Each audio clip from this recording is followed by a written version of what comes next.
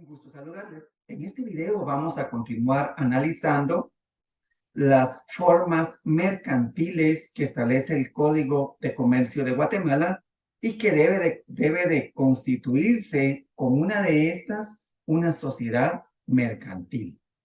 Vamos a analizar la sociedad anónima, la sociedad en comandita por acciones y la sociedad de emprendimiento. Comencemos con la sociedad anónima. La sociedad anónima es una de las formas mercantiles que en mayor porcentaje se constituyen las sociedades en Guatemala. Como características pudiéramos decir que es una sociedad de tipo capitalista. Su capital está integrado por acciones.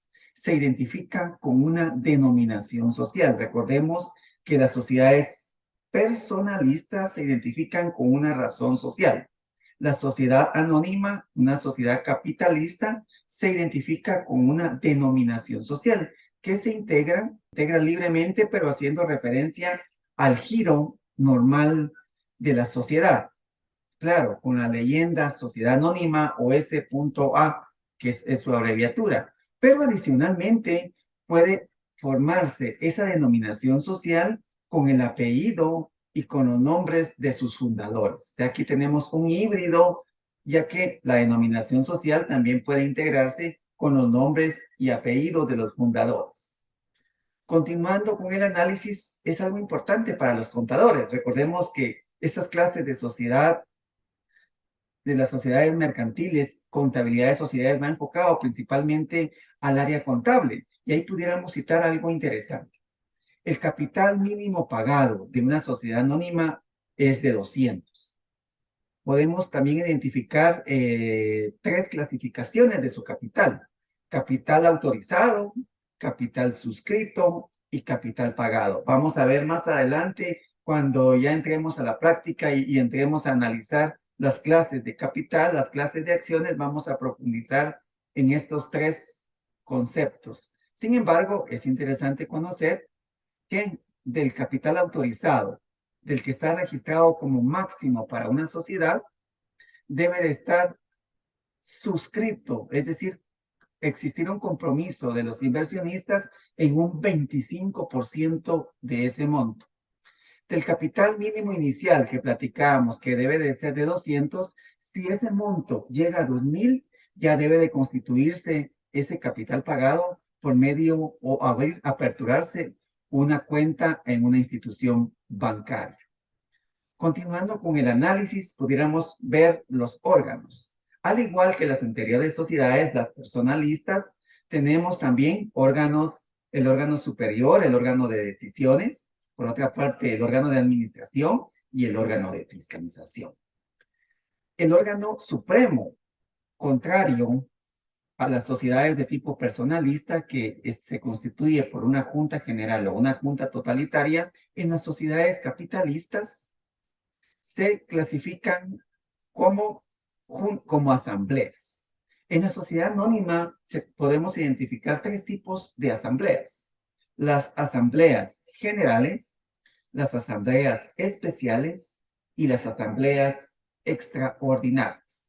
Las asambleas generales, con convocatoria, y cuando profundicemos, ustedes tengan la oportunidad de leer el Código de Comercio, van a ver las formalidades de esas convocatorias, aunque se ha simplificado, ahora son por avisos electrónicos.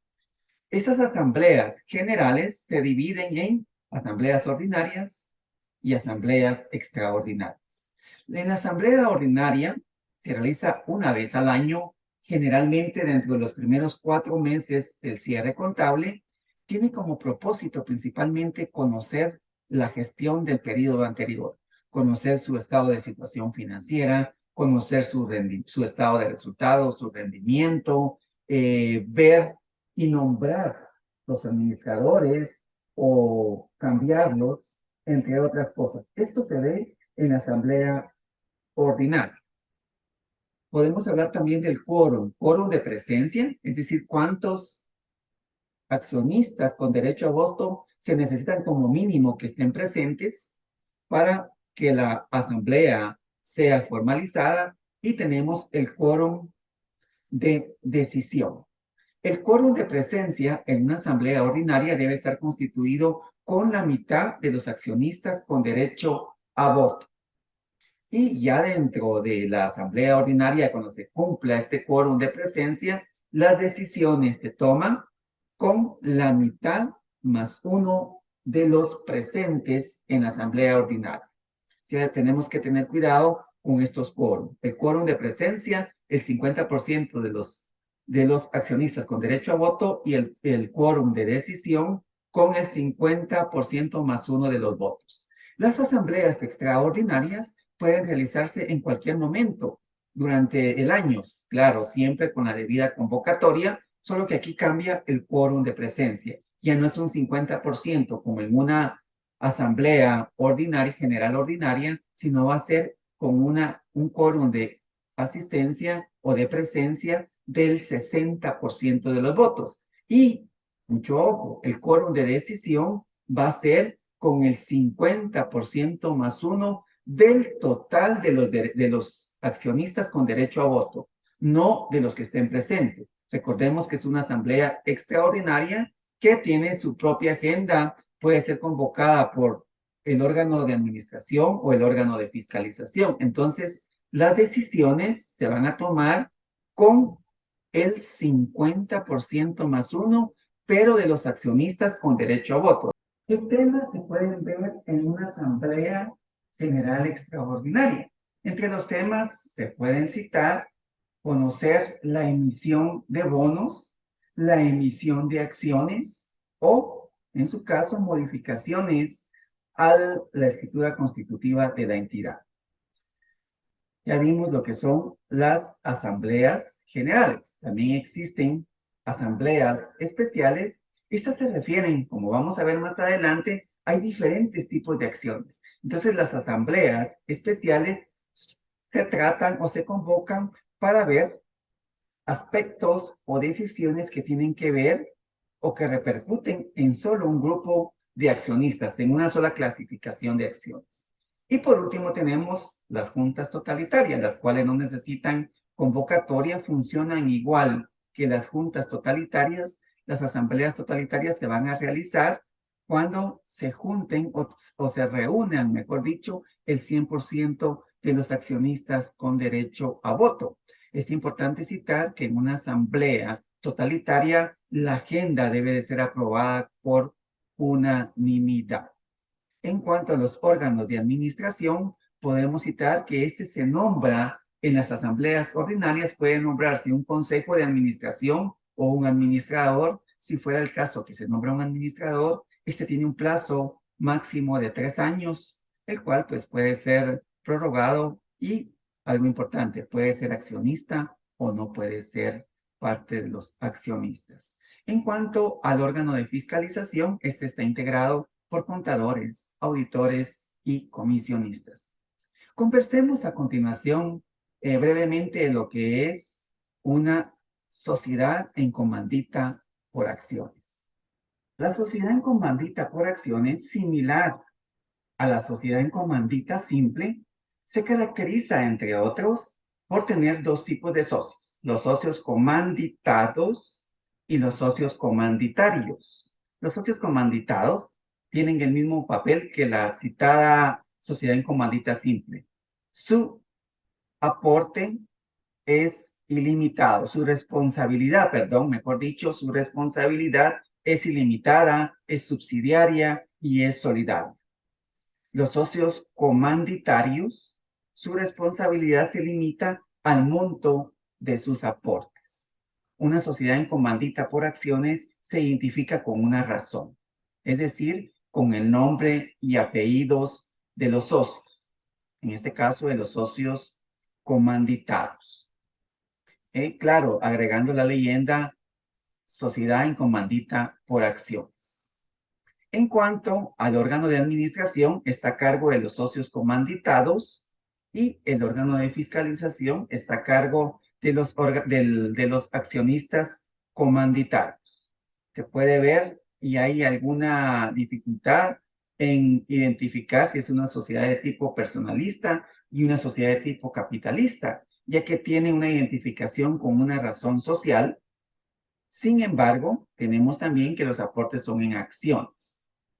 Entonces ahí hay ciertas dudas y pudiera decirse que es una sociedad mixta, ya que tiene características de las sociedades personalistas y de las sociedades capitalistas. Por último, analicemos la más reciente sociedad adicional al Código de Comercio, derivado de la Ley de Fortalecimiento al Emprendimiento. Me refiero a la sociedad de emprendimiento. ¿Cuáles son las características de esta sociedad? La característica principal y a la vez controversial es que la sociedad de emprendimiento puede constituirse con un solo socio.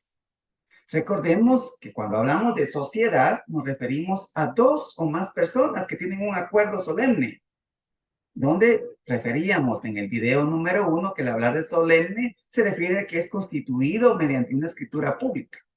Entonces aquí es lo controversial. La sociedad de emprendimiento se puede constituir con un solo socio. De alguna manera contraviene el hecho o la descripción o la definición de una sociedad. Sin embargo, en el Código de Comercio en Guatemala está considerado como parte de las formas mercantiles. Y por otra parte, es interesante ver que no tiene esa solemnidad para su constitución. No necesitamos una escritura pública, sino con un simple formulario que coloca a disposición el registro correspondiente, se puede constituir la sociedad de emprendimiento. Otro tema, hay varias características muy especiales de este tipo de sociedades, es que no se aceptan los aportes no dinerarios, son únicamente los aportes dinerarios. Entonces, lo que se persigue es ese fortalecimiento, esa motivación, de esas facilidades para crear este tipo de sociedades.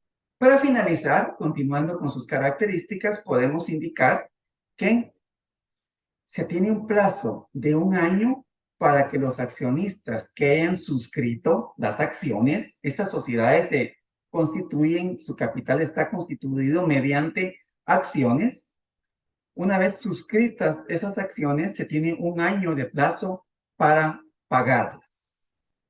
Adicionalmente, podemos citar que si estas sociedades crecen y llegan al monto de ingresos totales por 5 millones de quetzales, es obligatorio su transición hacia las otras formas mercantiles. Si no lo hiciera dentro del plazo establecido en el Código de Comercio, automáticamente se considera como una sociedad de responsabilidad ilimitada, subsidiaria y solidaria.